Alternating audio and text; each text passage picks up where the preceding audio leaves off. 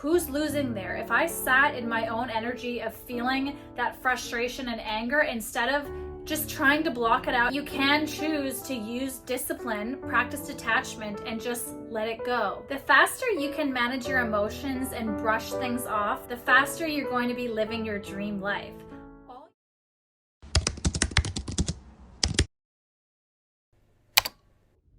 Hey guys, welcome to Self-Care Sundays with Sophia, where we talk about self-love, self-growth, and everything in between. Today's video, I want to talk all about emotional intelligence. This is something that every human at one point in their life needs to conquer and needs to make sure their emotions are in check, because emotions essentially are the key to your life. Feelings, we should actually be very grateful for our feelings because they guide us. And without feelings, you wouldn't know what you desire, what you don't like, and it can be a great thing or it can be a negative thing if you have negative emotions. Because whatever you want to manifest in your life, all that really matters is if you believe it or not and how you feel about it. Yes, you have to believe that it can come true for you, but you also have to feel the vibration of having that thing. So having strong emotional intelligence is also a great skill to have, even just in social settings, in your everyday life. The reason I was inspired to talk about this topic is there was this book, I think it's called Emotional Intelligence 2.0 or something. I was supposed to read that like 10 years ago. I remember I had it and then I lost it and I never got to read it. So it made me think the other day, I was in the gym. This was just the gym in my building, and I wanted to listen to my usual motivational YouTube videos while I do my cardio. And when I went in there was a couple in there. They had their iPad with their music blasting, and they were talking, more so they were talking to each other really loudly. And yes, I put headphones on, but I could hear them so clearly. And I have a trigger with that because I have the same issue when I go to the gym, my public gym, and I'm in the sauna and there's ladies in there talking, and I meditate in the gym with my headphones and I can't even hear my own meditations because they're talking so loud and there's just no thought to cross their mind to be like, oh, somebody else joined. Maybe I should lower my voice, or in a perfect world, turn it off, right? If I have my cell phone on and somebody comes into the gym, I'll put my headphones on right away because I'm a considerate person. But anyway, my point is I was really triggered by this and I was just immediately angry. So it's hard for me to shake it off because it would have been nice to just say to them, hey, do you guys mind turning it down a little bit? I just can't hear my own music in my headphones, even though I was just watching YouTube videos. But it was already past that point where I was just too worked up and angry.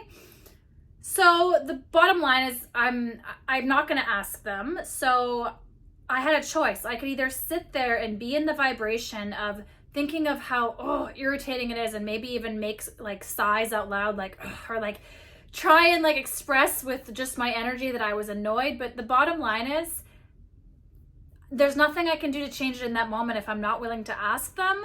So who's losing there? If I sat in my own energy of feeling that frustration and anger instead of just trying to block it out and watching my Bob Proctor stuff that I was planning on watching. So I had that choice. And what I did in that moment is I challenged myself, practicing detachment, to let go and recognize that the voices are there. It's irritating, but I came here to, one, do my cardio, and B, listen to my Bob Proctor stuff. So I ended up watching and really focusing on Bob Proctor, and I got really into it, and I learned some really valuable stuff that I wouldn't have been able to absorb if I decided to stay in that angry, annoyed emotion. Because who's winning there? What would be the point of doing that? And it is a choice. I know it's your natural instinct to be irritated, but you can choose to use discipline, practice detachment, and just let it go. What is the goal here? The goal is to live a happy life and manifest my best dreams.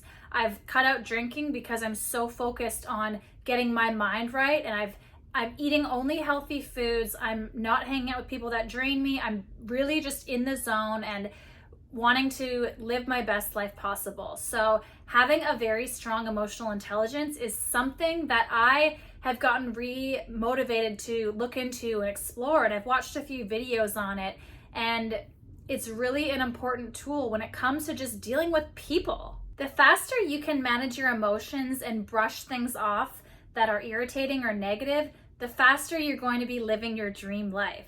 All you really have to do is be able to convince yourself that you can have your dream life. So that's just like even brainwashing yourself with affirmations. All you have to do is believe you can have it and it will come to you.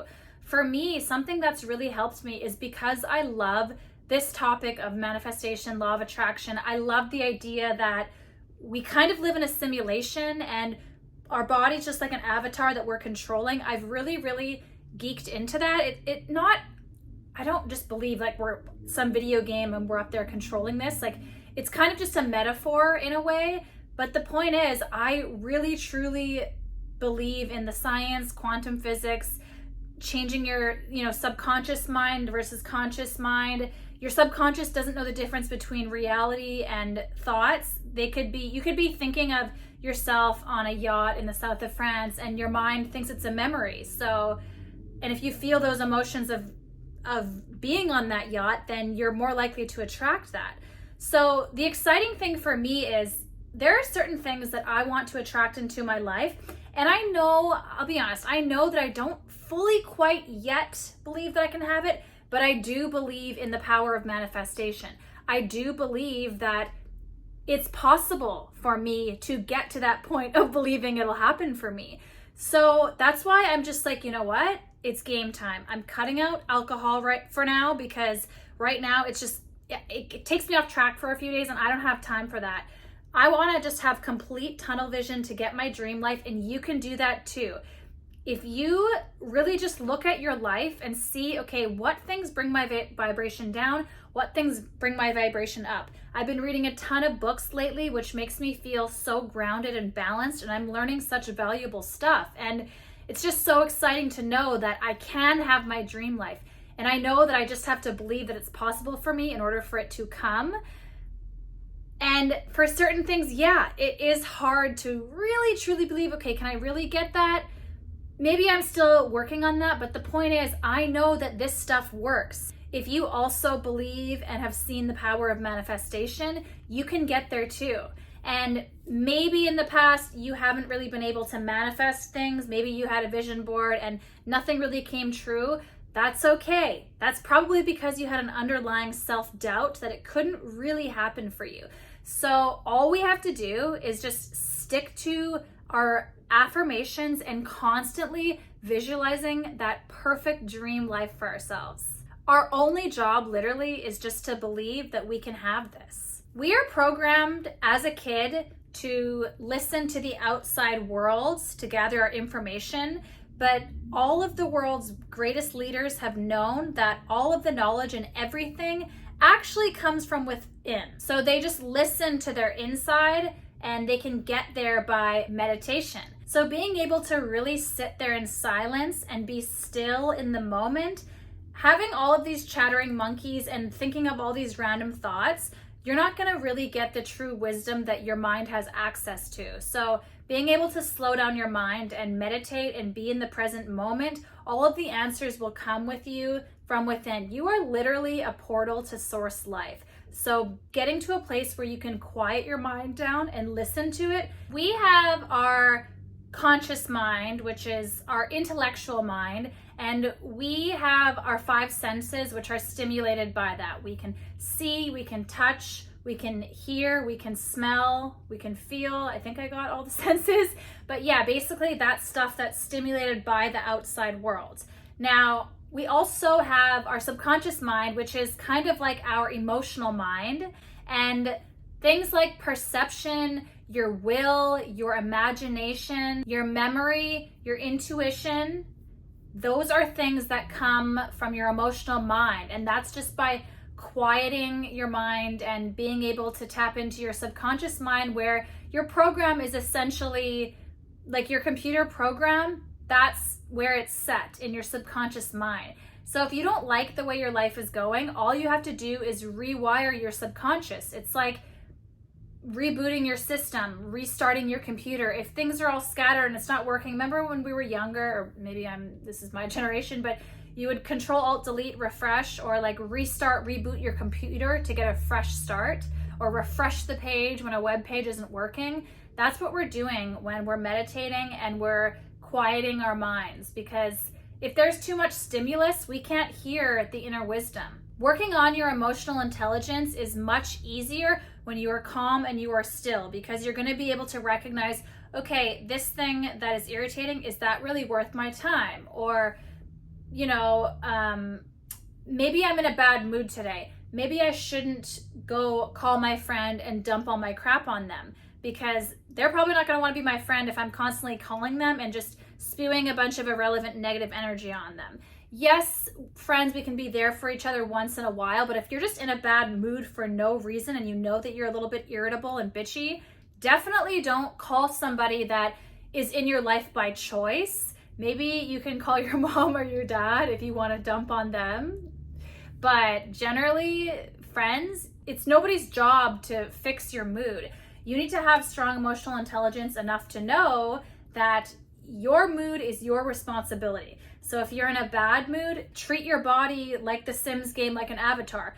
What things can I do to cheer up Sophia? Why is she in this bad mood? Did she do her cardio today? Or she drank water? Maybe she drank alcohol a few days ago and she's still feeling a little bit off. Or maybe something happened and it upset her and she's triggered and she hasn't actually dealt with the pain of that. So there's a lot of reasons why your mood could be off, but just being smart about the fact that it's your responsibility, and by dumping it on somebody else is not going to strengthen your relationships. And what is life without relationships? A quote that I saw from Bob Proctor that I absolutely loved was to decide the life that you actually want and say no to everything that isn't that. Isn't that just so simple when you really think about it? If you're just always aware of the type of life that you want, and you're always asking yourself, does this serve that life for me? No? Okay, goodbye.